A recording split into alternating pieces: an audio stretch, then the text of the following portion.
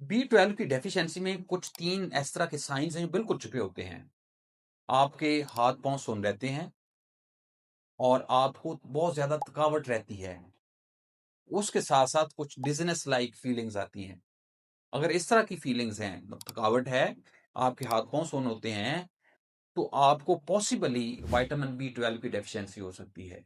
ये उन लोगों में होती है जो विटामिन जो स्पेशली ये कैप्सूल यूज़ करते हैं, मैदे कैप्सूल जिनको हम पीपीआई कहते हैं, राइज़िक वगैरह आम आदमी के लिए।